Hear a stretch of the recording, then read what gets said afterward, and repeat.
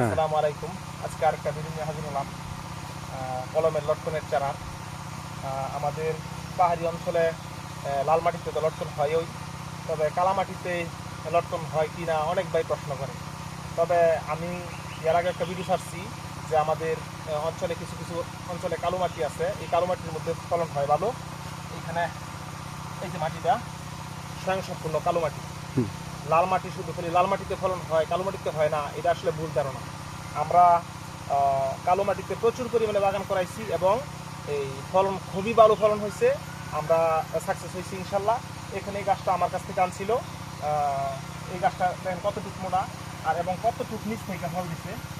এটা এখানে কতগুলো ফল একবারে ঘোড়ায় কলমটা থাকলে কি গোড়া থেকে ফলটা ধরে যায়। তবে গাছটা আগামী বছর ইনশাল্লাহ আরও প্রচুর পরিমাণে ফল আসবে। প্রত্যেকটা ডালের মধ্যে ফল আসবে ইনশাল্লাহ। এই ছোটো গাছের মধ্যে কি সুন্দর ফল ধরছে।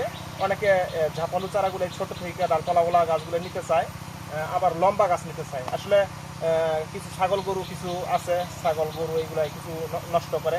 এই জন্য হয়তো বা কিছু বাইরে আছে যে লম্বা বডি চারা নিতে চায়। আর যদি ছাগল গরু সমস্যা না করে তাহলে আমার কাছে খুবই ভালো লাগে যে ছোটো গাছগুলাই হইলে জাকরানু, তাইলে ছোটো গাছের মধ্যে ফল দেয়। তবে আমার কাছে পর্যাপ্ত পরিমাণে লটকনের কলমের চারা আছে। যদি নিতে চান তাহলে আমার ফেসবুকে এবং ইউটিউবে নাম্বার দেওয়া থাকবো, যোগাযোগ করবেন ইনশাল্লাহ। আমরা সুন্দরবন কুরিয়ান সার্ভিসে আমরা চারাগুলো পাঠাই। বাংলাদেশের যে কোনো জায়গায় হোক ইনশাল্লাহ একদিন সর্বোচ্চ 2 দিন সময় লাগবে। তবে আরেকটা ভিডিও নিয়ে আপনাদের সামনে হাজির হব, এরকম নতুন নতুন ভিডিও নিয়ে হাজির হব। আসসালামু আলাইকুম।